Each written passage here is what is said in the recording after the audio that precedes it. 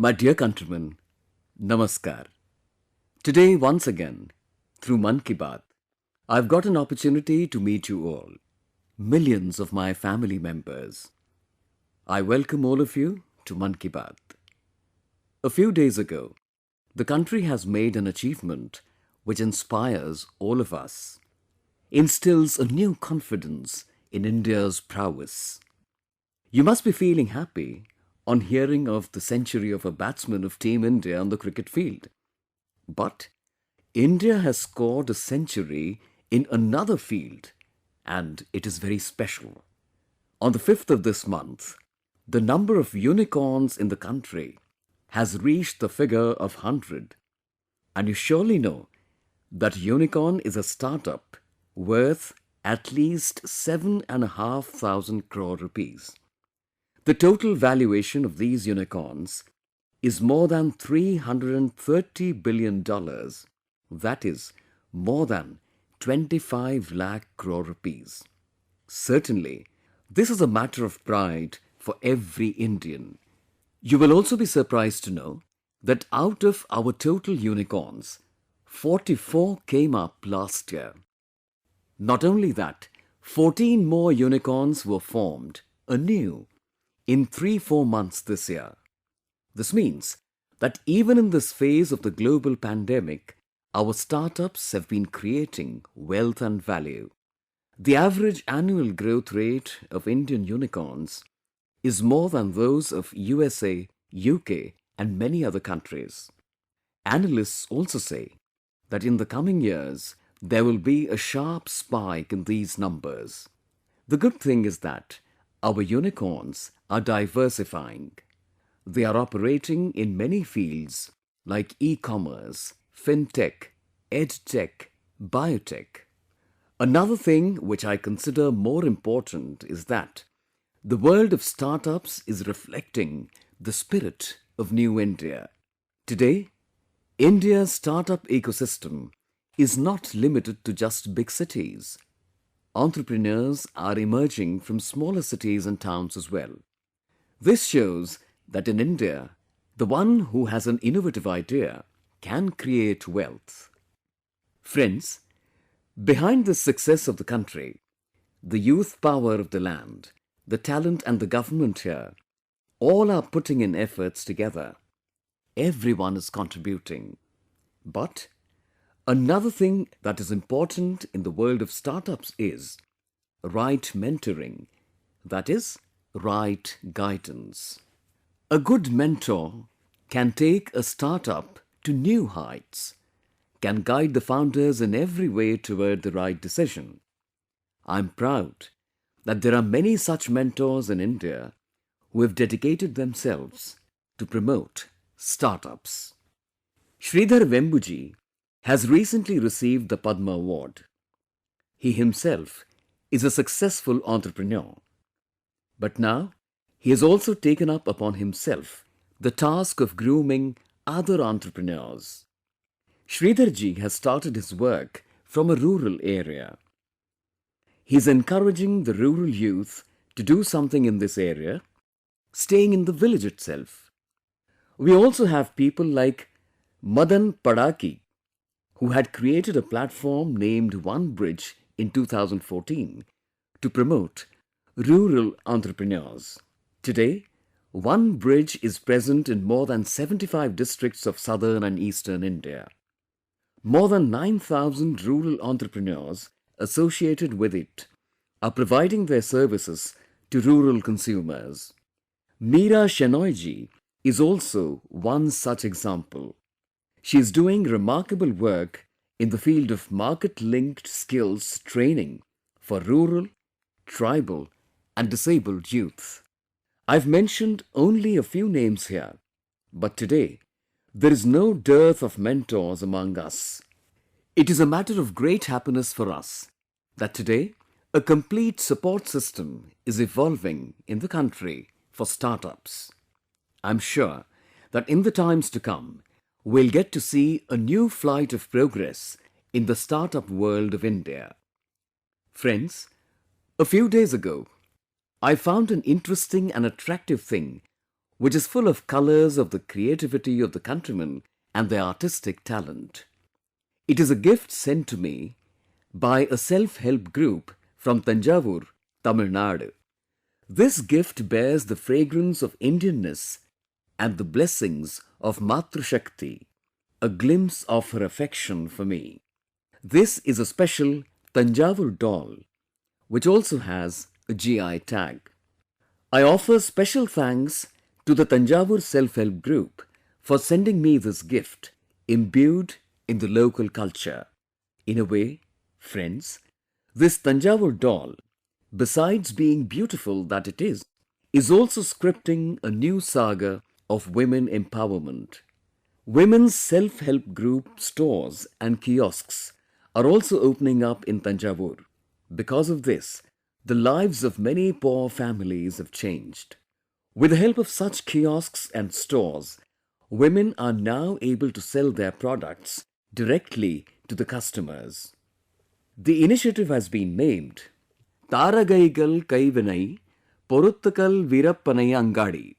The special thing is that 22 self-help groups are associated with this initiative. You would also be happy to know that these stores of women's self-help groups have opened at very prime locations in Tanjavur. Women themselves are taking full responsibility of their upkeep as well. Apart from GI products like Tanjavur doll and bronze lamps, these women self-help groups also craft toys, mats and artificial jewelry. Due to such stores, the sales of GI products as well as handicraft products have seen a significant rise. Through this campaign, not only have the artisans got a fillip, but the women are also getting empowered by a rise in their income. I also urge the listeners of Mann Ki Baat, find out which women's self-help groups are working in your area. You should also collect information about their products and use these products as much as possible. By doing this, you will not only help in increasing the income of the self-help groups, but will also give impetus to the Self-Reliant India campaign. Friends, our country is a rich treasure house of many languages, scripts and dialects. Varied attire, cuisine and culture in different regions is our hallmark. As a nation, this diversity strengthens us and keeps us united. I wish to share with all of you a very inspiring example related to this, which is that of Beti Kalpana. Her name is Kalpana, but her endeavor is full of the true spirit of Ek Bharat Shreshtha Bharat. Actually, Kalpana has recently passed her class 10th examination in Karnataka. But the very special thing about her success is that Kalpana did not know the Kannada language till some time ago. She not only learned the Kannada language in 3 months, but also proved it by scoring 92 marks. You might be surprised to know this, but it is true. There are many other things about her that will amaze you and will also inspire you. Kalpana is originally from Joshimath in Uttarakhand. She had been suffering from TB earlier, and when she was in class 3, she lost her eyesight too. But, as they say, where there is a will, there is a way. Kalpana later came in contact with Professor Taramurthy, a resident of Mysuru, who not only encouraged her, but also helped her in every way. Today, through her hard work, she has set an example for all of us. I congratulate Kalpana for her fortitude. Similarly, there are many people in our country who are working towards strengthening the linguistic diversity of the country. One such friend, Shripati Tuduji, hails from Purulia in West Bengal. Tuduji is a professor of Santhali language at Sidho Kano Birsa University, Purulia. He has prepared a version of the country's constitution in his native Ol Chiki script for the Santhali community. Shripati Tuduji asserts that our constitution makes every citizen of our country aware of one's rights and duties. Therefore, it is important for every citizen to be familiar with it. Therefore, he prepared a copy of the constitution in his own script for the Santali community and offered it as a gift. I appreciate this thinking of Shripati ji and his efforts. This is a living example of the spirit of Ek Bharat, Shreshtha Bharat. You will also find information about many such efforts furthering this spirit on the website of Ek Bharat, Shreshtha Bharat.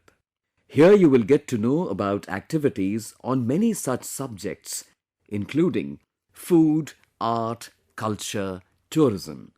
You can also take part in these activities. This will give you information about your country and you will also experience the diversity of the country. My dear countrymen, the holy pilgrimage of Char Dham in Uttarakhand is currently underway in our country. Thousands of devotees are reaching every day at Char Dham and especially in Kedarnath. People are sharing happy experiences of their Char Dham Yatra. But I've also seen that some devotees are also very sad because of the filth being spread by some pilgrims in Kedarnath. Many people have expressed their views on social media as well. Going on a holy pilgrimage and coming across a heap of filth there is not right. But friends, in the midst of these complaints, one is getting to see many good pictures too. Where there is faith, there is also creation and positivity. There are many devotees who are worshipping in the Dham of Baba Kedar as well as performing the sadhana of cleanliness. Some are cleaning near the place of stay, while others are cleaning garbage along the travel route. Many organizations and voluntary organizations are also working there along with the Swachh Bharat campaign team. Friends, just as a pilgrimage is important here, equally important is Tirtha Seva, as has been mentioned. And I would also say that without Tirtha Seva, a pilgrimage is also incomplete. There are many people in Devabhoomi, Uttarakhand, who are engaged in the sadhana of cleanliness and service. You will be greatly inspired by Shriman Manoj Benjwal, hailing from Rudraprayag. For the last 25 years, Manoj ji has taken it upon himself to look after the environment. Apart from running the campaign of cleanliness, he is also engaged in making holy places plastic free. While Surendra Bagwadi ji, hailing from Guptakashi, has also made cleanliness his life mantra. In Guptakashi, he regularly runs cleanliness programs, and I've learnt that he has also named his campaign as Mann Ki Baat. Similarly, Champa Devi from village Devar has been teaching waste management to women of the village. Champaji has planted hundreds of trees and through sheer hard work, she has set up a stretch of forest full of greenery.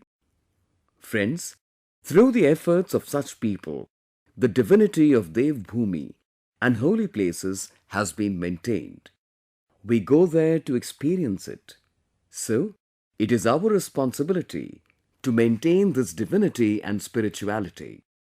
Along with Chardham Yatra in our country, there will be many yatras like Amarnath Yatra, Pandharpur Yatra and Jagannath Yatra in the coming times. In the month of Sawan, some fair or the other is held, perhaps in every village. Friends, wherever we go, let us maintain the dignity of these pilgrimage sites. Purity, cleanliness and a pious environment. We should never forget these, and for that, it is imperative that we abide by the resolution of cleanliness. A few days later, the world will celebrate the 5th of June as Environment Day. We should run positive environment campaigns around us, and this is a never-ending task. This time, you should join everyone together. You should certainly make some effort for cleanliness and tree plantation. Plant a tree yourself and inspire others too. My dear countrymen, next month, on the 21st of June, we are going to celebrate the 8th International Yoga Day. This time the theme of Yoga Day is Yoga for Humanity. I would urge all of you to celebrate Yoga Day with great enthusiasm. Yes, also take precautions related to Corona. By the way, the situation now is looking better than earlier across the whole world. On account of more and more vaccination coverage, people now are going out more than ever. Therefore, a lot of preparations are also being seen all over the world for Yoga Day. The Corona pandemic has made all of us realize the overarching importance of health in our lives, and yoga being a great medium in ensuring the same. People are experiencing how much physical, spiritual, and intellectual well-being is receiving a boost through yoga. From the world's top business persons to film and sports personalities, from students to common people, everyone is making yoga an integral part of one's life. I do believe that witnessing the increasing popularity of yoga across the world must be making you happy. Friends, this time I've come to know about some very innovative examples being held on Yoga Day in the country and abroad. One of these is Guardian Ring. It'll be a very unique program. In this, the movement of the sun will be celebrated.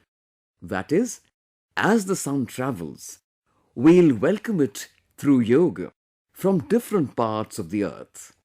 Indian missions in different countries will organize yoga programs at sunrise according to the local time there. The program will successively commence, following one country after another. The journey from east to west will go on continuously, and on these lines, it will proceed accordingly. Streaming of these programs will also be linked one after the other.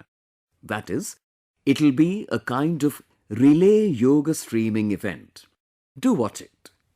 Friends, this time keeping in mind the Amrit Mahotsav in our country, International Yoga Day will also be organized at 75 major places in the country. On this occasion, many organizations and countrymen are preparing to do something innovative at their own level in their respective fields. I would urge you also this time to celebrate Yoga Day. Choose any place in your city, town or village which is most special. This place can be an ancient temple and tourist center, or it could be the banks of a famous river, lake or pond.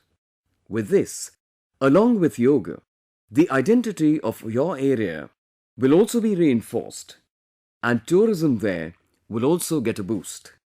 At present, the 100-day countdown leading to Yoga Day is also underway. Rather, programs based on personal and social efforts have already begun 3 months ago.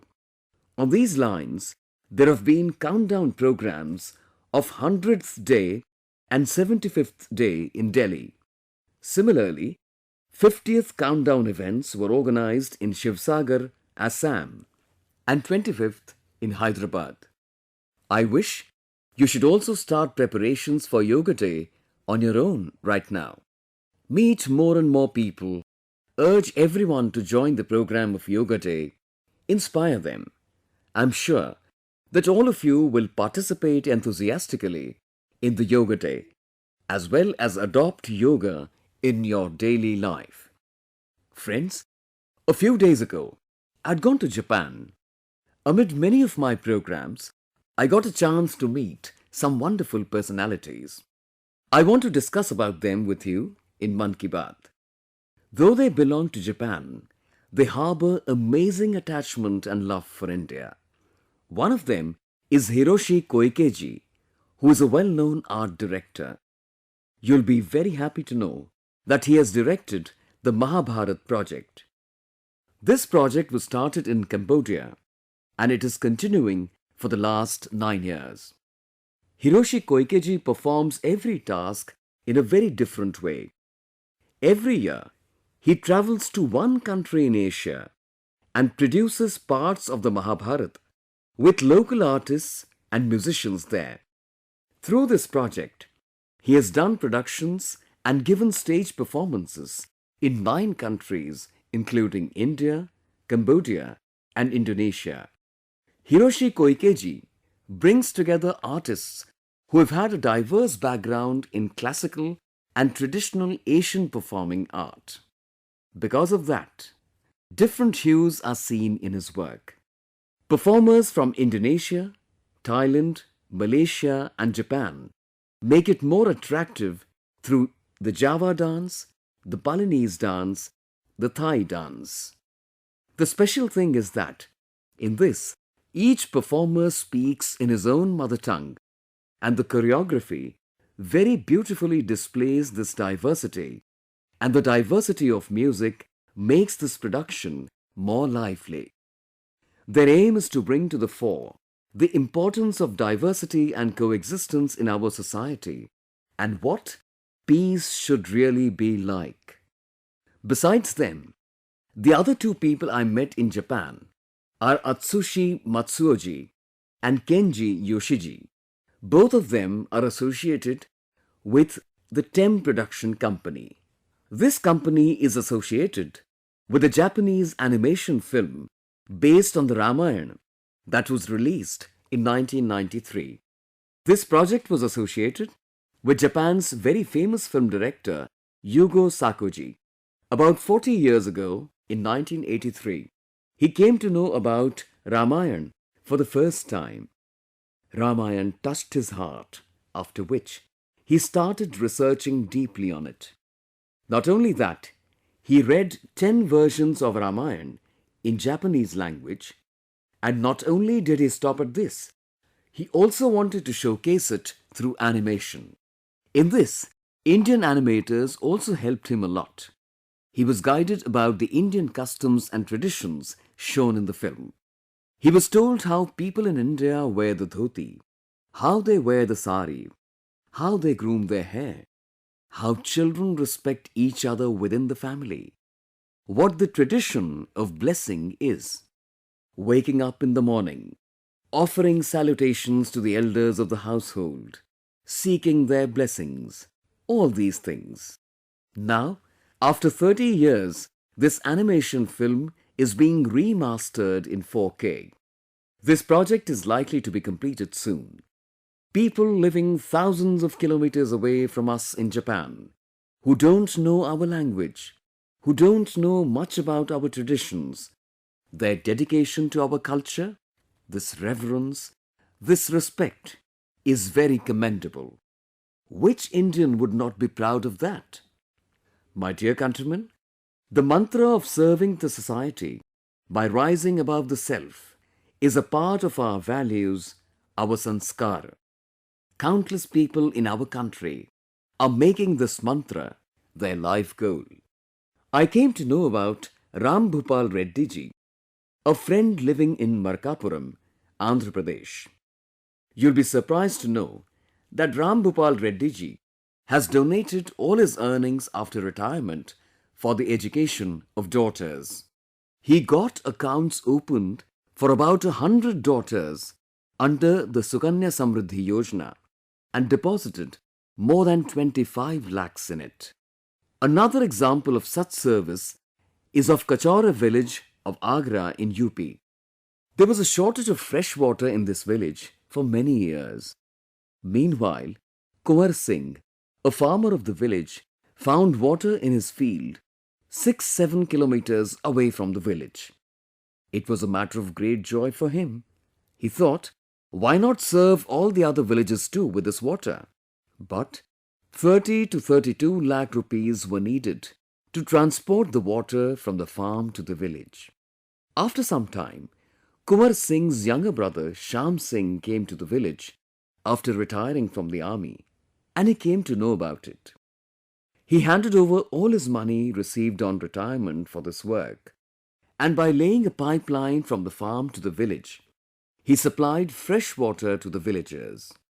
If there is dedication, seriousness towards one's duties, how even a single person can change the future of the whole society. This endeavor is a big inspiration. Only by walking on the path of duty can we empower the society, empower the country. In this Azadi Ka Amrit Mahotsav, this should be our resolution, and this should also be our sadhana, which is only one path: duty, duty, and duty. My dear countrymen, today in Mann Ki Baat, we discussed many important topics related to society. All of you send important suggestions related to different topics to me, and on the basis of them, our discussion moves forward. Don't forget to send your suggestions for the next edition of Mann Ki Baat.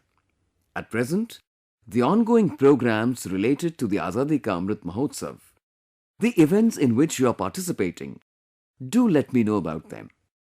I look forward to your suggestions on Namo app and MyGov. Next time, we'll meet once again. We'll again talk on similar topics related to our countrymen. Take care of yourself and also take care of all the living beings around you. In this summer season, you should continue to fulfill your humane responsibility of providing food and water for the animals and birds. Do remember this. Thank you very much.